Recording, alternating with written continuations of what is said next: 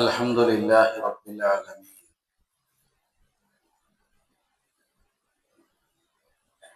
نحمده ونستعينه ونؤمن به ونتوكل عليه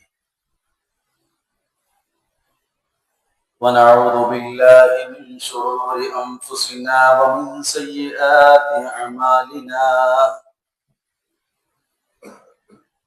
من يهده الله فلا مضل له ومن يضلل فلا هادي له أشهد أن لا إله إلا الله وحده لا شريك له وأشهد أن محمدا عبده ورسوله أرسله بالهدى ودين الحق ليظهره على الدين كله وكفى بالله شهيدا اللهم صل على محمد وعلى آل محمد كما صليت على إبراهيم وعلى آل إبراهيم إنك حميد مجيد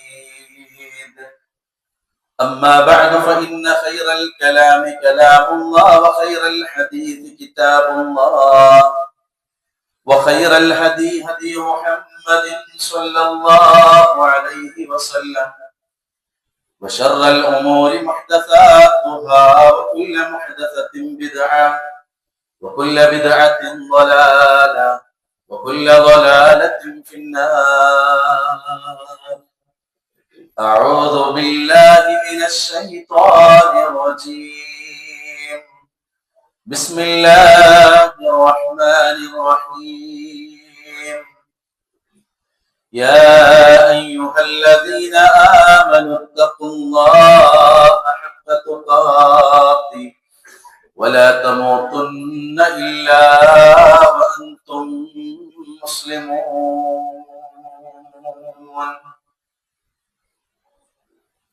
സത്യവിശ്വാസികളെ റഹ്മാനായ റഹീമായ നമ്മളോട് ഏറെ കാരുണ്യം കാണിച്ചു കൊണ്ടിരിക്കുന്ന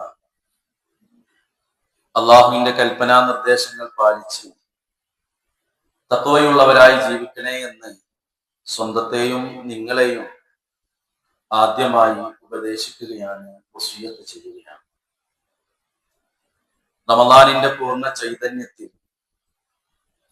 ആത്മാർത്ഥമായ വിശ്വാസവും കർമ്മങ്ങളുമായി മുന്നേറുന്ന, റമളാനിനെ ഉപയോഗപ്പെടുത്തുന്ന അള്ളാഹുവിന്റെ യഥാർത്ഥ അടിമകളിൽ അവൻ നമ്മെയും കുടുംബത്തെയും ഉൾപ്പെടുത്തുമാറാകട്ടെ. യതീമായ മദീനയിലെ ബാലൻ തന്റെ വീടിന്റെ അതിരുകളൊന്ന് വേലികെട്ടാൻ തീരുമാനിച്ചിരിക്കുകയാണ്. തയ്യാറെടുപ്പ് നടത്തിക്കൊണ്ടിരിക്കുമ്പോൾ അതിന് തടസ്സമായി തന്റെ അയൽവാസിയുടെ ഒരു ഈത്തപ്പന തന്റെ അതിരിൽ വേലി കെട്ടാൻ തടസ്സമായി നിൽക്കുന്നു. അദ്ദേഹത്തോട് രണ്ട് കാര്യങ്ങളാണ് പറഞ്ഞത്. ഒന്നുകിൽ അത് മുറിച്ചു തരണം, അതല്ലെങ്കിൽ താങ്കൾ എനിക്കത് വിൽക്കണമെന്നായിരുന്നു. തയ്യാറാകാത്തത് കണ്ടപ്പോൾ തന്റെ ആവശ്യവുമായി പ്രവാചകൻ സല്ലല്ലാഹു അലൈഹി വസല്ലം അടുക്കിലേക്ക് യതീമായ ബാലൻ സമീപിക്കുകയുണ്ടായി. അയൽവാസിയെ വിളിച്ച് പ്രവാചകനും ആ രണ്ട് കാര്യങ്ങൾ നിർദ്ദേശിച്ചപ്പോൾ റസൂലുള്ളാഹിയോടും അദ്ദേഹം പറഞ്ഞത് എനിക്കത് അങ്ങനെ ചെയ്യാൻ കഴിയില്ല എന്നായിരുന്നു. ഈ വർത്തമാനങ്ങളെല്ലാം കണ്ടും കേട്ടും കൊണ്ടിരുന്ന അബൂദർദാ റളിയല്ലാഹു അൻഹു പതിയെ ആ അയൽവാസിയായ മനുഷ്യന്റെ അടുക്കൽ ചെന്ന് പറഞ്ഞു, നിങ്ങളുടെ ഒരു ഈത്തപ്പനയല്ലേ?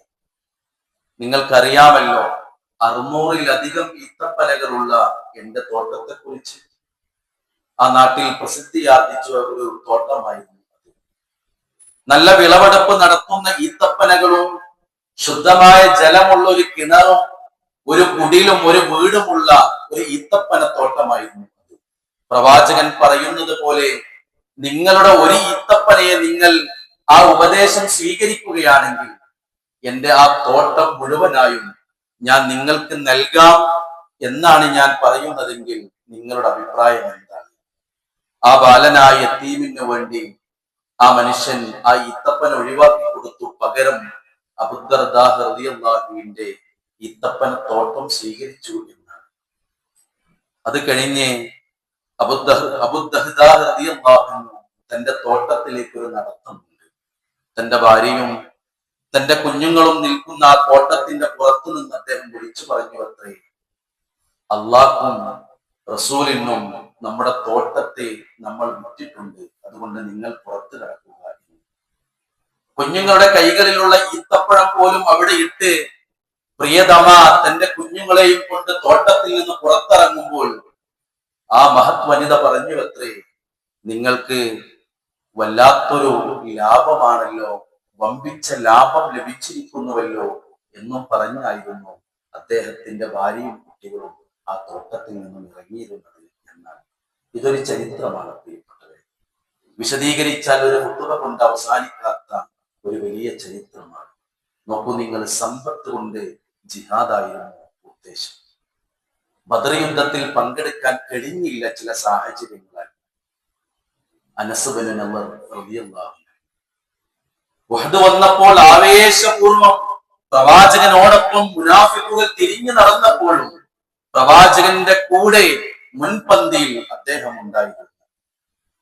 രണ്ടാമത്തെ ഘട്ടം ഉഹദിന്റെ രണാങ്കണത്തിൽ പരാജയം മുസ്ലിങ്ങൾക്ക് സമ്മാനിക്കപ്പെടുമ്പോഴും ഛിന്ന ഭിന്നമായി മുസ്ലിങ്ങൾ നെട്ടോട്ടമോടിയപ്പോഴും ആ രണാങ്കണത്തിൽ നിന്ന് പലരും പ്രവാചകൻ വഫാത്തായിരിക്കുന്നു എന്ന വാർത്ത കേട്ട് പിന്തിരിഞ്ഞപ്പോഴും അദ്ദേഹം പിന്തിരിയാതെ മുന്നോട്ട് നടക്കുമ്പോൾ അദ്ദേഹം പറഞ്ഞ വാചകം, എനിക്കിതാ സ്വർഗത്തിന്റെ പരിമളം ലഭിക്കുന്നു എന്നായിരുന്നു. ഉഹദ് യുദ്ധം അവസാനിച്ച് ഷഹീദുകളെ മാറ്റിക്കിടത്തുമ്പോൾ 80-ലധികം വെട്ടുകളേറ്റ് ഇത് ആരുടെ മയ്യത്താണ് എന്ന് പോലും തിരിച്ചറിയാൻ കഴിയാതെ അവസാനം അദ്ദേഹത്തിന്റെ ശരീരത്തിലെ ഒരു മറുക് മാത്രം തിരിച്ചറിഞ്ഞ് ആ കൂട്ടത്തിൽ ഒരു സ്വഹാബി, ഇത് അനസിന്റേതാണ് നബിയെ, അനസ് ബിൻ നളറിന്റേതാണ് ഈ മയ്യത്തെന്ന് തിരിച്ചറിയാൻ അത് മാത്രം സാധിച്ച മഹാനായ അനസ് ബിൻ നളർ റളിയല്ലാഹു അൻഹുവിന്റെ ചരിത്രവും നമുക്ക് ഇസ്ലാമിക ഗ്രന്ഥങ്ങളിൽ വായിക്കാൻ കഴിയുന്നു. പ്രിയപ്പെട്ടവരെ, എന്തായിരുന്നു ഈ ത്യാഗത്തിന്റെയൊക്കെ പിന്നിൽ അവരെ പ്രേരിപ്പിച്ചൊരു ഘടകമെന്ന് നമ്മളൊന്ന് വെറുതെയെങ്കിലും ഒന്ന് ചിന്തിച്ചു നോക്കണ്ടേ? പ്രവാചകന്റെ ഒരു ഹദീസായിരുന്നു അത്. ആ ഹദീസ് ഗ്രന്ഥങ്ങളിൽ നമുക്ക് ഇങ്ങനെ വായിക്കാം, ഇന്ന അഹദുകും ഇദാ മാത ഉരിള അലൈഹി മഖഅദഹു ബിൽ ഗദാത്തി വൽ അശിയ്യി. ഏ മനുഷ്യരെ, പ്രവാചകൻ സല്ലല്ലാഹു അലൈഹി വസല്ലമ സ്വഹാബത്തിനെ അഭിസംബോധന ചെയ്ത് പറയാണ്, നിങ്ങളിൽ ആരെങ്കിലും മരണപ്പെട്ടു കഴിഞ്ഞാൽ നിങ്ങൾ രാവിലെയും വൈകുന്നേരവും നിങ്ങളുടെ സ്ഥാനം കണ്ടു തുടങ്ങും. പരലോകത്തെ എന്താണ് സ്ഥാനമെന്ന് കണ്ടു തുടങ്ങും. ഇൻകാന മിൻ അഹ്ലിൽ ജന്ന, സ്വർഗാവകാശിയാണെങ്കിൽ ഫമിൻ അഹ്ലിൽ ജന്ന, സ്വർഗത്തു നിന്നുള്ള സ്ഥാനം അവന് രാവിലെയും വൈകുന്നേരവും കാണിച്ചു കൊടുക്കും. ഇനി അതല്ല, ഇൻകാന മിൻ അഹ്ലിൻ നാർ, നരകാവകാശിയാണെങ്കിൽ ഫമിൻ അഹ്ലിൻ നാർ, നരകത്തു നിന്നുള്ള അവന്റെ സ്ഥാനം, അവന് ചെന്ന് കിടക്കാനുള്ള സ്ഥാനവും കാണിച്ചു കൊടുക്കുമെന്നാണ്. പ്രിയപ്പെട്ടവരെ, ഈ ഹദീസിൽ നിന്നും അവർ പാഠം ഉൾക്കൊണ്ടപ്പോൾ അവർ തീരുമാനിച്ചത് എന്താണെന്നോ, ഈ സ്ഥാനം മരണത്തിന് ശേഷം 2 നേരം കണ്ടുകൊണ്ടിരിക്കുന്ന സ്ഥാനമുണ്ടല്ലോ, അത് സ്വർഗമാക്കി തീർക്കണമെന്ന് അതിയായി അവരുടെ മനസ്സിൽ അവർ സ്വപ്നം കാണാൻ കാരണം പ്രവാചകൻ സല്ലല്ലാഹു അലൈഹി വസല്ലമ സ്വർഗത്തെ കുറിച്ച് അവർക്ക് പഠിപ്പിച്ചു കൊടുത്തതായിരുന്നു. പള്ളി മിമ്പറിൽ നിന്ന് സ്വർഗത്തിന്റെ സൗകുമാര്യത സ്വഹാബത്ത് താഴെയിരുന്ന് കേട്ടിരുന്നു. മദീനത്തെ ഈത്തപ്പന നിറഞ്ഞ ഇടതൂർന്ന വഴികളിലൂടെ പ്രവാചകൻ തന്റെ സന്തത സഹചാരികളുമായി കൈപിടിച്ച് ഷോളിൽ കൈയിട്ട് നടക്കുമ്പോൾ ആ സ്വർഗത്തിന്റെ സൗന്ദര്യത്തെ കുറിച്ച് അവരുടെ മനസ്സുകളിലേക്ക് പ്രവാചകൻ സല്ലല്ലാഹു അലൈഹി വസല്ലമ സന്നിവേശിപ്പിക്കുകയായിരുന്നു. തീർച്ചയായും പ്രവാചകൻ അവരോട് സംസാരിച്ചു, നിങ്ങളുടെ അല്ലാഹ് നമ്മളോട് പറഞ്ഞിരിക്കുന്നു, എന്റെ അടിമകളായ, എന്റെ നല്ലവരായ അടിമകൾക്ക് ഞാനിതാ ഒരുക്കി വെച്ചിട്ടുള്ളത് ഒരു കണ്ണും ഇതുവരെ കണ്ടിട്ടില്ലാത്തതാണ്, ഒരു കാതും ഇതുവരെ കേട്ടിട്ടില്ലാത്തതാണ്. വലാ ഖതറ അലാ ഖൽബി ബശർ. അതിവേഗതയിൽ മനോഭാവങ്ങളും ഇമാജിനേഷനുകളുമുള്ള ഒരു മനുഷ്യന്റെയും മസ്തിഷ്കത്തിൽ പോലും ഭാവനയിൽ പോലും വരാത്തതാണ് അള്ളാഹു ഒരുക്കി വെച്ചിട്ടുള്ളത്. എന്നിട്ട് റസൂല് സഹാബത്തിനോട് പറഞ്ഞത്, നിങ്ങൾ പാരായണം ചെയ്യണം സൂറത്തു സജദയിലെ ഒരു ആയത്ത്, ഫലാ തഅലമു നഫ്സും മാ ഉഖ്ഫിയ ലഹും മിൻ ഖുർറത്തി അഅ്യുൻ. ഒരു കണ്ണിനും ഒരു നഫ്സും തിരിച്ചറിയാത്ത അല്ലാഹു സുബ്ഹാനഹു വ തആല രഹസ്യമാക്കി വെച്ചത് ഒരാൾക്കും അറിയിച്ചു കൊടുത്തിട്ടില്ല എന്നാണ്. ആ സ്വർഗം സ്വഹാബത്തിന്റെ മനസ്സിലേക്ക് പ്രവാചകൻ സല്ലല്ലാഹു അലൈഹി വസല്ലം പതിയെ അതിന്റെ സൗന്ദര്യവും അതിന്റെ നല്ല അവസ്ഥകളും റസൂലുള്ള അവർക്ക് പറഞ്ഞു കൊടുക്കുകയുണ്ടായി. നോക്കണേ നിങ്ങളെ, അള്ളാഹുവിന്റെ റസൂൽ സല്ലല്ലാഹു അലൈഹി വസല്ലമ ആ സ്വർഗത്തിലെ ഏറ്റവും ചെറിയ ഒരു സ്ഥാനത്തെ കുറിച്ച് പറഞ്ഞത് മൗളിഉ സൗത്തിൻ ഫിൽ ജന്ന. സ്വർഗത്തിൽ ഒരു ചാട്ടവാറിന്റെ സ്ഥലമുണ്ടല്ലോ, ആ സ്ഥലം ഖൈറും മിനദ് ദുനിയ വമാ ഫിഹാ. നിങ്ങൾക്ക് ദുനിയാവും അതിനേക്കാളും ഖൈറായിട്ടുള്ളതാണ് എന്നാണ്. പ്രിയപ്പെട്ടവരെ, പുതിയ സ്റ്റാൻഡിന്റെ സമീപത്ത് ഒരു സെന്റ് സ്ഥലത്തിന്റെ വില അന്വേഷിച്ചവർ ഈ കൂട്ടത്തിൽ ഉണ്ടല്ലോ എങ്കിൽ അള്ളാഹുവിന്റെ റസൂല് പറയാണ്, ദുനിയാവ് കാസർഗോഡ് പുതിയ സ്റ്റാൻഡിന്റെ സമീപത്തെ ഒരു സെന്റ് സ്ഥലമല്ല, ദുനിയാവ് മുഴുവനും തന്നാലും അതിനേക്കാളും വലുതാണ് സ്വർഗത്തിൽ ഒരു ചാട്ടവാറ് വെക്കാനുള്ള സ്ഥലമെന്ന് അള്ളാഹുവിന്റെ റസൂല് പഠിപ്പിച്ചു തരികയാണ്. അതെ, വിശുദ്ധ ഖുർആൻ സൂറത്തു യാസീൻ നമ്മൾ ഓതി പോകുമ്പോൾ അല്ലാഹു സുബ്ഹാനഹു വ തആല സുഖങ്ങളിൽ മുഴുകിയിരിക്കുന്ന ചില ആളുകളെ കുറിച്ച് പഠിപ്പിച്ചു തരുന്നുണ്ട്. ഇന്ന അസ്ഹാബൽ ജന്നത്തിൽ യൗമ ഫീ ശുഗ്ലിൻ ഫാക്കിഹൂൻ. അല്ലാഹു ഉപയോഗിച്ച പദപ്രയോഗം എന്തെന്നോ, സുഖത്തിൽ അവർ ബിസിയാണ് എന്നാണ്. സുഖം ആസ്വദിച്ചവർ തിരക്കിലാണ്, വേറെ ദുനിയാവിന്റെ തിരക്കല്ല. പരലോകത്ത് സ്വർഗത്തിലെത്ത് അവർ പരമാവധി ആസ്വദിക്കുന്ന തിരക്കിലാണ്. അതാണ് അല്ലാഹു പറഞ്ഞത്,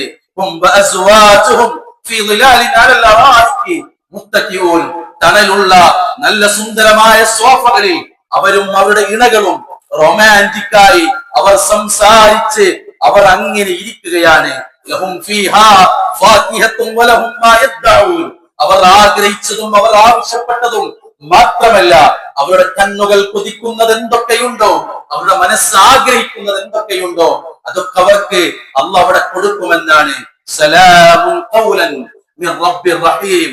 പരമകാരുണ്യകനായ റബ്ബിന്റെ നല്ല നല്ല വർത്തമാനങ്ങളും കേട്ടവർ ബിസിയായി തിരക്കിലായി സുഖങ്ങൾ ആസ്വദിച്ച് അവർ അവിടെ ഇരിക്കുകയാണെന്ന് വിശുദ്ധ ഖുർആൻ നമുക്ക് പഠിപ്പിച്ചു തരുന്നു. പ്രിയപ്പെട്ടവരെ, മനസ്സിലേക്ക് സ്വർഗം കയറിയപ്പോൾ, തലന്റെ അകത്തേക്ക് സ്വർഗം കയറിയപ്പോൾ അവർ മത്സരിച്ചു. സഹാബത്ത് മത്സരിച്ചു. അവരുടെ തലയിൽ സ്വർഗമായിരുന്നു, അവരുടെ മനസ്സ് നിറയെ സ്വർഗത്തിന്റെ സൗകുമാര്യതയും സ്വർഗത്തിന്റെ സൗന്ദര്യവുമായിരുന്നു. അവർ കിടമത്സരം നടത്തി. എത്രത്തോളം എന്നാൽ അല്ലാഹുവിന്റെ റസൂൽ സുബ്ഹിന്റെ ജമാഅത്ത് കഴിഞ്ഞ് മിഹ്റാബിൽ നിന്നും പതിയൊന്ന് തിരിഞ്ഞിരുന്നു. ഒരു സുബ്ഹി നിസ്കാരത്തിന് ശേഷം ചോദിച്ചു, മൻ നസ്ബഹ മിൻകുമുൽ യൗമ സ്വായിമ. ഇന്നത്തെ ദിവസം നിങ്ങളുടെ കൂട്ടത്തിൽ നോമ്പുള്ളവർ ആരെങ്കിലും ഉണ്ടോ എന്ന്. കൂട്ടത്തിൽ നിന്ന് ഒരാൾ കൈപൊന്തിച്ചു പറഞ്ഞു, അനയാ റസൂലല്ലാഹ്, നബി എനിക്കിന്ന് നോമ്പാണ്. സുബഹിക്ക് ശേഷം പ്രവാചകൻ തിരിഞ്ഞിരുന്ന് സ്വഹാബത്തിനോട് ചോദിക്കുമ്പോൾ ആ കൂട്ടത്തിൽ നിന്ന് ഒരാൾ കൈപൊന്തിച്ച്, നബി എനിക്ക് നോമ്പുണ്ടെന്ന് പറഞ്ഞു. രണ്ടാമത്തെ ചോദ്യം, ഫമൻ തബിഅ മിൻകുമുൽ യൗമ ജനാസ. ഇന്നൊരു ജനാസയെ പിൻഗമിച്ചവൻ ആരുണ്ട്? അപ്പോഴും ഒന്നാമത് കൈപ്പൊക്കിയാള് രണ്ടാമതും കൈപ്പൊക്കി, അനയാ റസൂലല്ലാഹ്, റസൂലേ ഞാൻ പിൻപറ്റിയിട്ടുണ്ട് ജനാസയെ. മൂന്നാമത്തെ ചോദ്യം, ഫമൻ നത്അമ മിൻകുമുൽ യൗമ മിസ്കീന. ഇന്നൊരു സാധുവിന് ഭക്ഷണം കൊടുക്കുക എന്ന പുണ്യം ചെയ്തവരാരുണ്ട്? വീണ്ടും 2 തവണ കൈപൊന്തിച്ച അതേ സ്വഹാബി 3 തവണയും കൈപൊന്തിച്ച് അനയാ റസൂലല്ലാഹ് എന്ന് മറുപടി പറയുമ്പോൾ നാലാമത്തെ ചോദ്യം റസൂലുള്ളാഹി ആവർത്തിച്ചു, ഫമൻ ആദ മിൻകുമുൽ യൗമ മരീള. ഇന്നൊരു രോഗിയെ സന്ദർശിച്ച ആള് ആരുണ്ട് നിങ്ങളെ കൂട്ടത്തിൽ? 3 തവണയും കൈപൊന്തിച്ച അബൂബക്കർ സിദ്ദീഖ് എന്ന പ്രവാചകന്റെ കളിക്കൂട്ടുകാരൻ 4ാമത്തെ തവണയും കൈപൊന്തിച്ച് അനയാ റസൂലല്ലാഹ് എന്ന് പറഞ്ഞപ്പോൾ റസൂലുള്ള ഒരു വാചകം കൂട്ടിച്ചേർത്തു. അത് വല്ലാത്ത ഒരു വാചകമായിരുന്നു, മജ്തമഅന ഫിംറിഇൻ ഇല്ലാ ദഖലൽ ജന്ന. ഒരു ദിവസം ഈ 4 കാര്യം ഒരാളിൽ ചേർന്നു വന്നാൽ ദഖലൽ ജന്ന, അവൻ സ്വർഗ്ഗത്തിൽ പ്രവേശിച്ചു എന്നാണ്. പ്രവേശിക്കുമെന്നല്ല, അവൻ സ്വർഗ്ഗത്തിൽ പ്രവേശിച്ചു എന്ന് റസൂൽ സല്ലല്ലാഹു അലൈഹി വസല്ലം പഠിപ്പിക്കുന്നു. പ്രിയപ്പെട്ടവരെ, തലയിൽ സ്വർഗമാണ്, മനസ്സിൽ സ്വർഗമാണ്. അതുകൊണ്ടാണ് അവർക്ക് കഴിഞ്ഞതെന്ന് നമ്മൾ അറിയേണ്ടതുണ്ട്. ഈ സ്വർഗത്തിന്റെ കവാടങ്ങൾ മലർക്കെ തുറന്നിട്ട ഒരു മാസത്തിലാണ് നമ്മൾ ഉള്ളത് എന്ന തിരിച്ചറിവ് നമുക്ക് ഉണ്ടാവണം. പ്രിയപ്പെട്ടവരെ, ഞാൻ എന്ന വ്യക്തിയെ സ്വർഗത്തിന്റെ കവാടത്തിലേക്ക്, സ്വർഗത്തിന്റെ കാവൽക്കാർ ആനയിച്ചു കൊണ്ടുപോകുന്ന ഒരു സ്വപ്നം എന്തേ നമുക്ക് കാണാൻ കഴിയാതെ പോകുന്നത്? വിശുദ്ധ ഖുർആൻ അതിനെ സംബന്ധിച്ച് പറയുന്നുണ്ട്.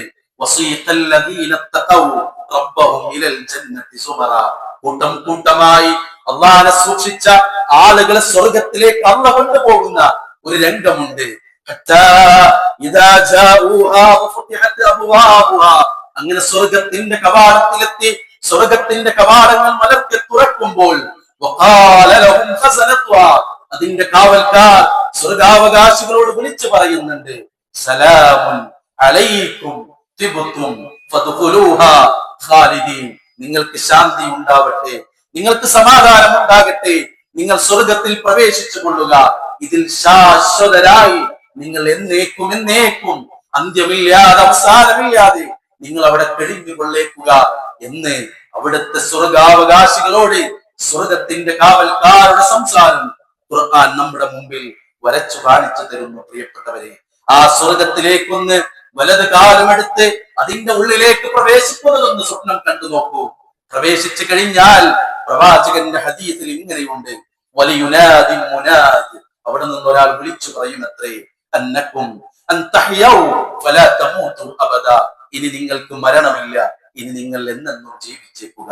വഇന്നകും അൻ തസിഹു ഫലാ തസ്തമു അബദ, ഇനി നിങ്ങൾക്ക് രോഗമില്ല, ഇനി നിങ്ങൾ ആരോഗ്യവാന്മാരാണ് ഇവിടെ. വഇൻ തശുബു വലാ തഹ്റമു അബദ, ഇനി നിങ്ങൾക്ക് വാർദ്ധക്യമില്ല, ഇനി നിങ്ങൾ ഇവിടെ 30ന്റെയും 33ന്റെയും ഇടയിലുള്ള ചുറുചുറുക്കുള്ള ചെറുപ്പക്കാരും ചെറുപ്പക്കാരികളുമാണ് എന്നവിടുന്ന് പറയുമെന്നാണ്. പ്രിയപ്പെട്ടവരെ, ഗുളികകളും മരുന്നുകളും കൂടപ്പറപ്പുകളായി കൊല്ലങ്ങളായി കൂടെ കൊണ്ട് നടക്കുന്നവരെ, ഇടക്കൊന്ന് ഹോസ്പിറ്റലിൽ പോയി ഡോക്ടർ സന്ദർശിച്ചില്ല എങ്കിൽ ജീവിതത്തിൽ സുഖമില്ലാത്തവരെ, പ്രിയപ്പെട്ടവരെ, നമുക്ക് അള്ളാഹുവിന്റെ വാഗ്ദാനമാണ്. ദുനിയാവിൽ ഒരു പ്രതിസന്ധികളും, മരണമാകുന്ന പ്രതിസന്ധി, രോഗമാകുന്ന പ്രതിസന്ധി, അതുപോലെ തന്നെ വാർദ്ധക്യമാകുന്ന പ്രതിസന്ധി അങ്ങ് സ്വർഗത്തിലില്ല എന്ന് റസൂൽ സല്ലല്ലാഹു അലൈഹി വസല്ലമ നമുക്ക് പഠിപ്പിച്ചു തരുന്നുണ്ട്.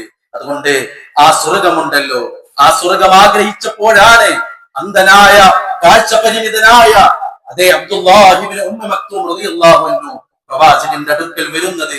സ്വർഗമാണ് മനസ്സിൽ നിറയെ.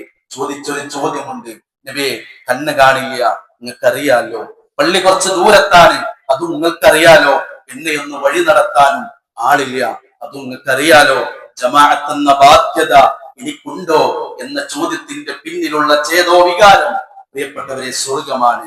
റസൂലുള്ളാഹി പറഞ്ഞു, നിനക്ക് കാരണമുണ്ടല്ലോ, അതുകൊണ്ട് നീ പള്ളിയിലേക്ക് വരണ്ട, നിന്റെ സൗകര്യം പോലെ നിസ്കരിച്ചാളാ. റസൂലുള്ളാഹിന്റെ സന്നിധാനത്ത് നിന്ന് അദ്ദേഹം മടങ്ങിപ്പോകുമ്പോൾ പ്രവാചകൻ അദ്ദേഹത്തെ തിരിച്ചു വിളിച്ച് ഒരൊറ്റ ചോദ്യമാണ്, അബ്ദുല്ലാ, ബാങ്ക് കേൾക്കുമടാ വീട്ടിക്ക്? കേൾക്കും റസൂലെ, ബാങ്ക് കേൾക്കാറുണ്ട്. എന്നാ പോന്നലേട്ടോ 5 നേരത്തെ നിസ്കാരത്തിന് എന്നായിരുന്നു. സ്വർഗമാണ്. നോക്കൂ നിങ്ങൾ, കാഴ്ച പരിമിതനായ ആ സ്വഹാബി മുഅദ്ദിനുർ റസൂൽ, പ്രവാചകന്റെ ബാങ്ക് വിളിക്കാരൻ എന്ന പേരിലാണ് ചരിത്രത്തിൽ അറിയപ്പെട്ടിരുന്നതെങ്കിൽ പ്രിയപ്പെട്ടവരെ, ചില തിരിച്ചറിവുകൾ നമുക്കുണ്ട്. നോക്കൂ നിങ്ങളെ, കുറച്ച് ആൾക്കാർ വന്നു നബിന്റെ അടുക്കല്. എന്താ അവരുടെ പരാതി എന്നറിയോ? മുഹാജിറുകളായ സമ്പത്തില്ലാത്ത കുറച്ച് ആൾക്കാരാ, പാവപ്പെട്ട ആൾക്കാരാ. നബിന്റെ അടുക്കൽ വന്നിട്ട് പറഞ്ഞു, കൂലിയും കൊണ്ട് പൈസക്കാരൊക്കെ പോയി, സമ്പന്നരതാ കൂലിയും കൊണ്ട് പോകുന്നു. കാരണം അവിടെ കുറച്ച് വമ്പൻ സമ്പന്നരായ സ്വഹാബികൾ ഉണ്ടായിരുന്നു. അവരിതാ നബിയെ കൂലിയും കൊണ്ട് പോയി. നബി തിരിച്ച് കാര്യം അന്വേഷിച്ചപ്പോൾ അവർ പറഞ്ഞു, നബിയെ, ഞങ്ങൾ നിസ്കരിക്കുന്ന പോലെ അവരും നിസ്കരിക്കുന്നുണ്ട്, ഞങ്ങൾ നോമ്പെടുക്കുന്നത് പോലെ അവരും നോമ്പെടുക്കുന്നുണ്ട്. പക്ഷേ അവർ സ്വതക്ക കൊടുക്കുമ്പോൾ ഞങ്ങൾക്ക് സ്വതക്ക കൊടുക്കാൻ കഴിയുന്നില്ല. അവർ അടിമകളെ മോചിപ്പിക്കുമ്പോൾ ഞങ്ങൾക്ക് അടിമകളെ മോചിപ്പിക്കാൻ പറ്റുന്നില്ല. അതുകൊണ്ട് കൂലി കൊണ്ടയല്ലോ നബിയെ എന്ന് സ്വർഗത്തിന്റെ മാത്സര്യ ബുദ്ധിയുള്ള സ്വഹാബത്ത് പ്രവാചകന്റെ സന്നിധാനത്ത് വന്ന് പറയുമ്പോൾ നബി തിരിച്ചവർക്ക് കൊടുക്കുന്ന ഒരു നിർദ്ദേശമുണ്ട്, നിങ്ങൾക്ക് മുന്നിലാവണോ? നിങ്ങളോടൊപ്പം ജീവിക്കുന്നവരുടെ മുന്നിൽ നിങ്ങൾക്കാവണോ? കഴിഞ്ഞു പോയവരുടെ മുമ്പിൽ നിങ്ങൾക്കാകണോ? ഇനി വരാനിരിക്കുന്നവരെ പിന്നിലാക്കണോ നിങ്ങൾക്ക്? ആ സമയത്ത് സ്വഹാബത്ത് മറുപടി, അതേ പ്രവാചകരെ, ഞങ്ങൾക്ക് അങ്ങനെ മുന്നിലോടണമെന്നായിരുന്നു. റസൂൽ കൊടുത്തൊരു മറുപടി, തുസബ്ബിഹൂന വതുകബ്ബിറൂന വതഹ്മദൂന ദുബറ കുല്ലി സ്വലാത്തിൻ സലാത്തൻ വസലാത്തീന മറ. എല്ലാ നിസ്കാര ശേഷവും നിങ്ങൾ 33 തവണ സുബ്ഹാനല്ലാഹും അൽഹംദുലില്ലയും അല്ലാഹു അക്ബറും ചൊല്ലിയേക്കുക. നിങ്ങളാകും മുന്നിൽ. ഇനി നിങ്ങളുടെ മുന്നിൽ എത്തണമെങ്കിൽ ഈ എണ്ണത്തിൽ കൂടുതൽ ചൊല്ലുന്നവർക്ക് നിങ്ങളുടെ മുമ്പിലെത്താൻ കഴിയുള്ളൂ എന്ന് പറഞ്ഞ്, പൈസ ഇല്ലാത്ത, സമ്പത്ത് കൊണ്ട് അള്ളാന്റെ മാർഗത്തിൽ ചെലവഴിക്കാൻ ഇല്ലാത്ത പടുദരിദ്രരായ, നമ്മുടെ കൂട്ടത്തിലുള്ളവരെ പോലെയല്ല, പടുദരിദ്രരായ അതേ മുഹാജിറുകളുടെ കൂട്ടത്തിലെ ചില സ്വഹാബികൾ വന്നപ്പോൾ ദിക്ർ കൊണ്ട് സ്വതക്കകൾ നിർവഹിക്കാൻ അള്ളാഹുവിന്റെ റസൂൽ സല്ലല്ലാഹു അലൈഹി വസല്ലമ അവർക്ക് നിർദ്ദേശം കൊടുക്കുമ്പോൾ, പ്രിയപ്പെട്ടവരെ, സമ്പത്തിന് മത്സരിക്കുകയായിരുന്നില്ല അവർ. ദിക്റുകളെ കൊണ്ട് സ്വർഗത്തിലേക്ക് മത്സരിക്കുകയായിരുന്നു. അവർക്ക് സമ്പത്തുണ്ടല്ലോ, ഞങ്ങൾക്കും സമ്പത്തിന് വേണ്ടി പ്രാർത്ഥിക്കണം എന്നല്ല പറഞ്ഞത്. നബിയെ, ഓല അള്ളാന്റെ മുമ്പിലെത്തുന്നു, ഞങ്ങൾക്ക് സമ്പത്ത് വേണ്ട, പക്ഷെ ഓല മുമ്പിൽ ഞങ്ങൾക്ക് എത്തണം എന്ന ആവശ്യവുമായിട്ടാണ് അവരെത്തുന്നത് എന്നായിരുന്നു. പ്രിയപ്പെട്ടവരെ, മൂസാ നബി ഒരിക്കൽ ചോദിക്കുന്നുണ്ട് അള്ളാഹിനോട്, അള്ളാഹ്, സ്വർഗത്തിലെ ഏറ്റവും ചെറിയ സ്ഥാനം എന്താണ്? സ്വർഗത്തിലെ ഏറ്റവും ചെറിയ സ്ഥാനം എന്താണ്? അപ്പൊ മൂസാ നബിക്ക് അള്ളാഹ് കൊടുക്കുന്ന വിശദീകരണം സ്വഹാബത്തിന് റസൂലുള്ളാഹി പഠിപ്പിച്ചു കൊടുക്കുന്നുണ്ട്. റസൂലുള്ളാഹി പറഞ്ഞു കൊടുക്കുകയാണ്, അവസാനമായി ഒരാളെ നരകത്തുനിന്ന് എടുത്ത് അയാളെ നല്ല രൂപത്തിൽ മുക്കിയെടുത്ത് സ്വർഗത്തിലേക്ക് പ്രവേശിക്കുന്നുണ്ട് എന്നാണ്. സ്വർഗത്തിലേക്ക് പ്രവേശിക്കാൻ നിൽക്കുമ്പോൾ അയാൾ കയറാൻ ഒരു ഇടമില്ലാതെ അനുഭവപ്പെടുമെന്നാണ്. അള്ളാന്റെ അടുക്കൽ വന്നിട്ട് അള്ളാഹ്, എനിക്കതിൽ സ്ഥലമില്ല എന്ന് പറയുമ്പോൾ ആ മനുഷ്യനോട് ചോദിക്കപ്പെടുന്ന ഒരു ചോദ്യം, നിനക്ക് ദുനിയാവിലെ ഒരു രാജാവിന്റെ പരിധി എത്രയാണോ അത്ര പരിധി ഞാൻ നിനക്ക് തരട്ടെ. ഒരു MP-യുടെ പരിധി എത്രയാ? ഒരു MLA-ന്റെ പരിധി എത്ര? ഒരു മുഖ്യമന്ത്രിയുടെ പരിധി എത്ര? അങ്ങനത്തെ ഒരു പരിധി ഞാൻ നിനക്ക് തരട്ടെയോ എന്ന് ചോദിക്കുമെന്നാണ്. ആ മനുഷ്യൻ പറയുമത്രേ, അതെ, എനിക്ക് അത് മതി എന്ന്. അപ്പൊ അള്ളാഹ് വീണ്ടും അവനോട് പറയത്രേ, അതുപോലെ നിനക്ക് 10 ഉണ്ട് എന്നാണ്. ഒരു രാജാവിന്റെ പരിധി എത്രയാണോ അതിന്റെ 10 ഇരട്ടി നിനക്ക് സ്വർഗത്തിൽ ഞാൻ തരുന്നു എന്ന് അവസാനം സ്വർഗത്തിൽ പ്രവേശിക്കുന്ന ആളോടാണ്, ആ മനുഷ്യനോടാണ് അള്ളാഹു പറയുന്നത്. ആ മനുഷ്യൻ റളീതു റബ്ബി, എന്റെ റബ്ബേ, എനിക്ക് മതിയായിരിക്കുന്നു എന്ന് പറയുമ്പോൾ അള്ളാഹ് പറയുമത്രേ, അല്ല, ഖജനാവിന്റെ താക്കോലുകൾ കൈകളിലുള്ള പടച്ച റബ്ബ് അവന് കൊടുക്കുന്ന മറുപടി എന്താണെന്നോ, നിനക്ക് അതുപോലെ 10 മാത്രമല്ല, നിന്റെ കണ്ണ് എന്ത് കാണാനാണോ ആഗ്രഹിക്കുന്നത്, നിന്റെ മനസ്സ് എന്താണോ കൊതിക്കുന്നത്, അതൊക്കെ നിനക്ക് സ്വർഗത്തിൽ ഉണ്ടെന്ന് പറഞ്ഞ് ആ മനുഷ്യനെ സ്വർഗത്തിലേക്ക് പ്രവേശിപ്പിക്കുമെന്ന് സ്വർഗത്തിന്റെ ഏറ്റവും ചെറിയ സ്ഥാനത്തെ സംബന്ധിച്ച് മൂസാ നബി അലൈഹിസ്സലാത്തു വസ്സലാമക്ക് അള്ളാഹു പറഞ്ഞു കൊടുത്തത് റസൂലുള്ളാഹി തന്റെ സ്വഹാബത്തിന് പഠിപ്പിച്ചു കൊടുക്കുന്ന വലിയൊരു ഹദീസാ. പ്രിയപ്പെട്ടവരെ, ഈ സ്വർഗം ആഗ്രഹിച്ചിട്ടില്ല എങ്കിൽ, ഈ സ്വർഗത്തിന് പണിയെടുത്തിട്ടില്ല എങ്കിൽ, പ്രിയപ്പെട്ടവരെ, നമ്മളല്ലേ ഹതഭാഗ്യർ. നോക്കൂ നിങ്ങൾ, വെള്ളിയാഴ്ച ദിവസം സ്വഹാബത്ത് മത്സരിക്കുകയായിരുന്നു. വെള്ളിയാഴ്ച ദിവസവും ജീവിതത്തിലും അവർ മത്സരിക്കുകയായിരുന്നു. കാരണം ഈ സ്വർഗം മനസ്സിലാക്കിയപ്പോൾ അവർക്ക് സമയം പാഴാക്കാൻ ഉണ്ടായിരുന്നില്ല. വെള്ളിയാഴ്ച ദിവസം കയറി വന്ന സ്വഹാബി കുറച്ച് ജുമാ തുടങ്ങി മിമ്പറിൽ നിന്ന് റസൂലുള്ളാഹി ഖുത്ബ പറയുന്ന സമയത്ത് കയറി വന്നപ്പോ, അങ്ങനെ ഖുത്ബ കേൾക്കാൻ വേണ്ടി ഇരുന്നപ്പോ റസൂലുള്ളാഹി അദ്ദേഹത്തോട് 2 റക്അത്ത് സുന്നത്ത് നിസ്കരിച്ചതിന് ശേഷം ചോദിച്ചൊരു ചോദ്യമുണ്ട്, എന്തൊക്കെ നേരം വൈകിയത് എന്നാണ്. അദ്ദേഹത്തിന്റെ ദാരിദ്ര്യമായിരുന്നു കാരണം. അദ്ദേഹത്തിന് മാറ്റാനും മുടുക്കാനും പറ്റുന്ന രൂപത്തിലൊന്ന് ഒരു വസ്ത്രമില്ലാത്ത അവസ്ഥ. റസൂൽ സല്ലല്ലാഹു അലൈഹി വസല്ലമ സ്വഹാബത്തിന്റെ മുമ്പിൽ മിമ്പറിന്മേൽ നിന്ന് ഖുത്ബ നിർവഹിച്ച് സദഖയുടെ പ്രാധാന്യം പറഞ്ഞു കൊടുത്ത്, അതെ, 2 റക്അത്ത് ജുമാ നമസ്കാരം കഴിഞ്ഞ് സ്വഹാബത്തിന്റെ മുന്നിലേക്ക് തിരിഞ്ഞിരുന്നപ്പോൾ ആ കൂട്ടത്തിൽ നിന്ന് ചില ആളുകൾ എണീറ്റ് പ്രവാചകന്റെ അടുക്കൽ വന്ന് പറഞ്ഞത്, നബിയെ, 1ഉം 2ഒക്കെ ഉണ്ട്, 1ഉം 2ഒക്കെ ഉണ്ട് എന്നാണ്. 1ഉം 2ഒക്കെ ഉണ്ട്, ഒന്നങ്ങ് കൊടുത്തേക്കട്ടെ എന്നായിരുന്നു. നോക്കൂ നിങ്ങളെ, സുലൈഖ് റളിയല്ലാഹു അൻഹു പള്ളിയിൽ നിന്ന് തിരിച്ചു പോകുമ്പോൾ അദ്ദേഹത്തിന്റെ കയ്യിൽ ഉടുത്ത വസ്ത്രം ഒഴികെ കുറച്ച് വസ്ത്രങ്ങൾ കൂടി കയ്യിലുണ്ടായിരുന്നു. അദ്ദേഹം പിറ്റത്താഴ്ച തിരിച്ചു വരുന്നത് എന്താണെന്നറിയോ? ഉള്ളത് ഭംഗിയായി ധരിച്ച് കിട്ടിയതിനെ നല്ല രൂപത്തിൽ വൃത്തിയാക്കി ദാനം ചെയ്യാൻ പള്ളിയിലേക്ക് കടന്നു വരുന്ന സ്വഹാബത്തിന്റെ മുമ്പിൽ ആ സ്വഹാബത്തിനോടൊപ്പം സ്വർഗത്തിന്റെ കവാടങ്ങൾ തുറന്ന് അവിടേക്ക് പ്രവേശിക്കാൻ നമുക്ക് എന്ത് ഭാഗ്യവും എന്ത് തൗഫീഖും കിട്ടുമെന്ന് ഈ റമളാനിൽ നമ്മളൊന്ന് ചിന്തിച്ചു നോക്കണം. പ്രിയപ്പെട്ടവരെ, ഉഹുദിന്റെ രണാങ്കണത്തിൽ കയ്യിലുള്ള ഈത്തപ്പഴം വായിലേക്ക് വെക്കുന്നതിന് മുമ്പ് ചോദിച്ചു നബിയോട്, നബിയെ, ഞാൻ ഈ യുദ്ധത്തിൽ ഷഹീദായാൽ എനിക്ക് എന്തുണ്ട്? ലക്കൽ ജന്ന, നിനക്ക് സ്വർഗമുണ്ടെന്ന് പറയുമ്പോൾ കയ്യിലിരുന്ന കാരക്ക തിന്നാനുള്ള സമയം പോലും ചിലവാക്കാതെ ആ കയ്യിലുള്ള കാരക്കന്റെ ചീൾ നിലത്തിട്ട് യുദ്ധക്കളത്തിലേക്ക് ഇറങ്ങിയ സ്വഹാബത്തിന്റെ പിൻഗാമികളെ ഈ റമദാൻ നമ്മളെ വിളിക്കുന്നുണ്ട്. യാ ബാഇയൽ ഖൈറാത്ത് അഖ്ബിൽ, നന്മ ചെയ്യാൻ ആഗ്രഹിക്കുന്നവരെ അഖ്ബിൽ, നിങ്ങളൊന്ന് മുന്നോട്ട് വരുവില്ലെന്ന് ഈ റമദാൻ നമ്മളെ വിളിക്കുന്നുണ്ട്. ആ വിളിക്കുത്തരം നൽകാൻ നിസ്കാരങ്ങളെ കൊണ്ട്, നോമ്പുകളെ കൊണ്ട്, സ്വതക്കകളെ കൊണ്ട്, രഹസ്യമായ നന്മകളെ കൊണ്ട് നമുക്ക് കഴിയേണ്ടതുണ്ട്. റമദാനിന്റെ വിളിക്കുത്തരം നൽകി റയ്യാൻ കവാടത്തിലേക്ക് തുറക്കപ്പെട്ട ആ കവാടത്തിലൂടെ പ്രവേശിക്കുന്നവരിൽ നമ്മൾ ഉൾപ്പെടേണ്ടതുണ്ട്. അള്ളാഹു അതിനുള്ള തൗഫീഖ് നമുക്ക് എല്ലാവർക്കും അള്ളാഹു പ്രദാനം ചെയ്യുമാറാകട്ടെ.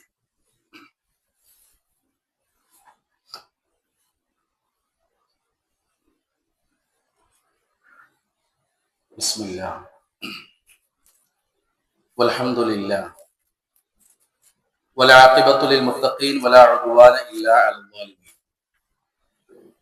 أصلي ونسلم على خاتم الأنبياء والمرسلين وعلى آله وأصحابه أجمعين أما بعد. اتقوا عباد الله. അള്ളാഹനെ സൂക്ഷിച്ച് അവനെ ഭയപ്പെട്ട് ജീവിക്കണം എന്നൊരിക്കൽ കൂടി ഉപദേശിക്കുകയാണ്, ഉണർത്തുകയാണ്. പ്രിയപ്പെട്ടവരെ, റമദാനിന്റെ വിളിക്കുത്തരം നൽകാൻ കഴിവും പ്രാപ്തിയും നമ്മൾ ഉണ്ടാക്കിയെടുക്കണം എന്നാണ് പറഞ്ഞതിന്റെ ചുരുക്കം. റമദാൻ വിളിക്കുന്നത് സ്വർഗത്തിലേക്കുമാണ്. ഒരുപക്ഷെ ഒരു നിലക്കും ചിന്തിക്കാൻ കഴിയാവുന്നതിനും അപ്പുറമുള്ള അതിവിശാലമായ സ്വർഗത്തിലേക്കാണ് അള്ളാഹു നമ്മെ റമദാൻ തന്നുകൊണ്ട് ക്ഷണിക്കുന്നതെങ്കിൽ ആ റമദാനിനെ പാഴാക്കാൻ നമുക്ക് കഴിഞ്ഞുകൂടാ. ശരീരം കൊണ്ടും സമ്പത്ത് കൊണ്ടും അള്ളാഹുവിന്റെ മാർഗത്തിൽ ജിഹാദ് ചെയ്യാൻ നമുക്ക് കഴിയേണ്ടതുണ്ട് എല്ലാ നിലക്കും. നോക്കൂ, നിങ്ങൾ രണ്ടാമത്തെ ഖുതുബയിൽ ശ്രദ്ധയിൽപ്പെടുത്തുന്നത് നോമ്പ് തുറക്കുന്ന ആളുകളിൽ വരുന്ന ചില അബദ്ധങ്ങൾ പണ്ഡിതന്മാർ എണ്ണമിട്ട് നമുക്ക് പഠിപ്പിച്ചു തരുന്നുണ്ട്. അതിലൊരു 4 ശ്രദ്ധയിൽപ്പെടുത്തട്ടെ. ഒന്ന്, തഅഖീറുൽ ഇഫ്താരി ബഅദ ദുഖൂലിൽ വഖ്ത്. സമയമായിട്ടും നോമ്പ് തുറക്കാൻ വൈകിപ്പിക്കുന്ന ചില ആളുകളുണ്ട്. അത് അബദ്ധമാണ്, അത് പ്രയാസമാണ് എന്നാണ് നമ്മളോട് പണ്ഡിതന്മാർ പ്രമാണങ്ങൾക്ക് അടിസ്ഥാനത്തിൽ പഠിപ്പിച്ചു തരുന്നത്. രണ്ടാമത്തേത്, ഇൻശിഗാലു ബഅദു സ്വാഇമീന ബിൽ ഇഫ്താരി അൻ ഇജാബത്തിൽ മുഅദ്ദിൻ. ഈ നോമ്പ് തുറക്കുമ്പോഴുള്ള തിരക്കില് ബാങ്കിന് ഇജാബത്ത് കൊടുക്കാൻ ചില ആളുകൾ അശ്രദ്ധരാവുന്നുണ്ട്. അതും ഒരു അബദ്ധാണ് എന്നാണ്. കാരണം നോമ്പ് തുറക്കാൻ വൈകുന്നേരം വരെ വിശന്നിരുന്ന് കയ്യിൽ കിട്ടിയ വെള്ളവും ഭക്ഷണവും കഴിക്കുന്ന തിരക്കില് ഒരുപക്ഷെ ബാങ്ക് നടക്കുന്നുണ്ടാവാം. അതിന് ഇജാബത്ത് കൊടുക്കാൻ പല ആളുകളും അശ്രദ്ധയിലാവുന്നുണ്ട്. അത് ശ്രദ്ധിക്കണേ എന്ന് നമുക്ക് പഠിപ്പിച്ചു തരാണ്. മൂന്നാമത്തേത്, ഗഫ്ലത്തു ബഅദു സ്വാഇമീൻ അനി ദുആഇ ഇൻദൽ ഇഫ്താർ. നോമ്പ് തുറക്കുമ്പോഴുള്ള ദുആയുടെ വിഷയത്തിലും ചില ആളുകൾ അശ്രദ്ധാവും. ശരിയാണ്, ഇന്നലെ നമ്മൾ നോമ്പ് തുറന്നു, നമ്മളൊന്ന് വെറുതൊന്ന് വിലയിരുത്തി നോക്കി. ഒന്നുകിൽ നോമ്പിന്റെ മുമ്പുള്ള തുറ, അതല്ലെങ്കിൽ പിന്നെ ദുആ, അതല്ലെങ്കിൽ നോമ്പ് തുറന്ന് കഴിഞ്ഞപ്പോൾ നമ്മൾ ചൊല്ലേണ്ട ഒരു പ്രാർത്ഥന ഉണ്ടല്ലോ, ദുആ ഉണ്ടാവും. നമ്മൾ എത്ര ആള് ചിലപ്പോൾ പലപ്പോഴൊക്കെ മറന്നുപോവുകയോ അശ്രദ്ധമാവുകയോ ചെയ്യുന്നതാണ്. അത് പാടില്ല എന്ന് നമ്മെ ഓർമ്മപ്പെടുത്തുകയാണ്. നാലാമത്തെ അബദ്ധമായി പറയുന്നത് എന്താന്ന് വെച്ചാൽ വെള്ളത്തിലും പാനീയത്തിലും ഭക്ഷണത്തിലുമുള്ള ധാരാളിത്തമാണ് എന്നാണ്. അതിന്റെ ഒരു വൈവിധ്യങ്ങളും ധാരാളിത്തവും ഒക്കെ എന്താണ്, ആവശ്യങ്ങളൊന്നും ഇല്ലാതെ ധാരാളം ഭക്ഷണവും ധാരാളം പാനീയവുമായി അതെന്തോ ഒരു രൂപത്തിലേക്ക് ഒരു ദൂർത്തായി മാറുക എന്നുള്ളത് അതും അബദ്ധത്തിൽ പെട്ടതാണ് എന്ന് പണ്ഡിതന്മാർ നമുക്ക് പഠിപ്പിച്ചു തരികയാണ്. നോമ്പ് നഷ്ടപ്പെടുത്താതിരിക്കാൻ ഇത്തരം കാര്യങ്ങൾ കൂടി നമ്മുടെ ശ്രദ്ധയിലേക്ക് കൊണ്ടുവരേണ്ടതുണ്ട് എന്നാണ് സൂചിപ്പിച്ചത്. ഒന്നുകൂടി പറയട്ടെ പ്രിയപ്പെട്ടവരെ, സുബ്ഹാനല്ലാഹി വബിഹംദിഹി സുബ്ഹാനല്ലാഹിൽ അസീം. ഈ കേൾക്കുന്ന ദിക്ർ നമ്മളിൽ ആരും പരിചിതമില്ലാത്തവർ നമ്മുടെ കൂട്ടത്തിലില്ല. എല്ലാവർക്കും മനപ്പാടുണ്ട്. നിങ്ങൾക്കറിയാം, റസൂൽ സല്ലല്ലാഹു അലൈഹി വസല്ലം പറഞ്ഞു, നാവിന് എളുപ്പമാണ് ചൊല്ലാൻ. നാവിന് എളുപ്പമാണ്, ഒരു പടിയില്ല. സുബ്ഹാനല്ലാഹി വബിഹംദിഹി സുബ്ഹാനല്ലാഹിൽ അസീം എളുപ്പമാണ്. എന്നാൽ മീസാൻ ഉണ്ടല്ലോ പരലോകത്ത്, ഇതിന് കുറച്ച് ഭാരം കൂടുന്നതാണ്. എന്ന് പറഞ്ഞാൽ പ്രിയപ്പെട്ടവരെ, മീസാനിൽ ഭാരം തൂങ്ങണം എന്ന് ആഗ്രഹിക്കുന്നവരുണ്ട് ഈ റമദാനിലെങ്കിൽ റസൂലുള്ളാഹി പറയാ, നമ്മളോട് അത് ചൊല്ലിക്കോളാൻ റസൂൽ സല്ലല്ലാഹു അലൈഹി വസല്ലം പഠിപ്പിച്ചെന്നിട്ടുണ്ട്. നല്ലോണം ഭാരമുണ്ടാവും മീസാൻ. കാരണം മീസാൻ കനം തൂങ്ങുന്നത് നന്മയിലേക്കാണെങ്കിലാണ് നമ്മൾ സ്വർഗത്തിലേക്ക് പോവുക എന്നാണ്. അള്ളാഹുവിന് ഇഷ്ടപ്പെട്ട സംസാരം ഏതാണെന്ന് റസൂലുള്ളാഹിനോട് ചോദിച്ചപ്പോഴും ഈ ദിക്ർ റസൂലുള്ളാഹിന്റെ ഹദീസിൽ നമുക്ക് കാണാൻ സാധിക്കുന്നുണ്ട്. മാത്രല്ല, ഈ ദിക്ർ ചൊല്ലുന്നതിലൂടെ ഒരു മനുഷ്യൻ ഒരു വിശ്വാസം നിർവഹിക്കുന്നത് സ്വർഗത്തിൽ ഒരു ഈത്തപ്പന നട്ടുപിടിപ്പിക്കുകയാണ്. സ്വർഗത്തിൽ ഒരു ഈത്തപ്പനക്ക് കാരണമാകുന്ന ഒരു ദിക്റാണ് ഇത് എന്ന് അള്ളാഹു റസൂലിന്റെ ഹദീസിൽ നമുക്ക് വായിക്കാൻ കഴിയുന്നുണ്ട്. മാത്രല്ല, ഒരു ദിവസം 100 തവണ ഇത് ചൊല്ലിയാൽ അവന്റെ പാപങ്ങൾ കടലിലെ നുരയോളം ഉണ്ടെങ്കിലും, കടലിലെ നുര എത്രയുണ്ട് പ്രിയപ്പെട്ടവരെ, ആ കടലിലെ നുരയോളം അവന്റെ ചെറുപാപങ്ങൾ ഉണ്ടെങ്കിലും അതൊക്കെ അള്ളാഹ് എന്ത് ചെയ്യും? പുറത്തു കൊടുക്കും. 100 തവണ സുബ്ഹാനല്ലാഹി വബിഹംദിഹി സുബ്ഹാനല്ലാഹിൽ അസീം എന്ന് ചൊല്ലുന്നുണ്ട് എങ്കിൽ എന്ന് റസൂൽ സല്ലല്ലാഹു അലൈഹി വസല്ലം ഹദീസുകളിൽ നമുക്ക് കാണാൻ സാധിക്കും. രാവിലെയും വൈകുന്നേരവുമായി 100 ചെല്ലുന്നവരുണ്ടെങ്കിൽ അവരാണ് പരലോകത്ത് ഉത്തമരെന്നും അവരെക്കാൾ ഉത്തമർ പിന്നെ ആരാന്ന് വെച്ചാൽ അത് അവരെക്കാളും 100 തവണയെക്കാളും ദിക്ർ ചൊല്ലിയവരാണ് ഇവരെക്കാൾ മുൻപന്തിയിൽ നിൽക്കുക എന്ന് കൂടി നമുക്ക് കാണാൻ സാധിക്കുന്നുണ്ട്.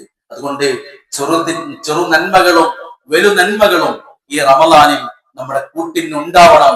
യാ ബാഇയൽ ഖൈറാത്ത് അഖ്ബിൽ, നന്മയെ ആഗ്രഹിക്കുന്നവരെ നിങ്ങളൊന്ന് മുന്നോട്ട് വരൂ എന്ന് റമളാൻ വിളിക്കുമ്പോൾ പിന്നോട്ടടിക്കാതെ മുൻപന്തിയിലേക്ക് ചേക്കേറുന്നവരിൽ നമ്മൾ ഉണ്ടാവണം. അള്ളാഹു നമുക്ക് എല്ലാവർക്കും തൗഫീഖിനെ പ്രദാനം ചെയ്യുമാറാകട്ടെ. അള്ളാഹു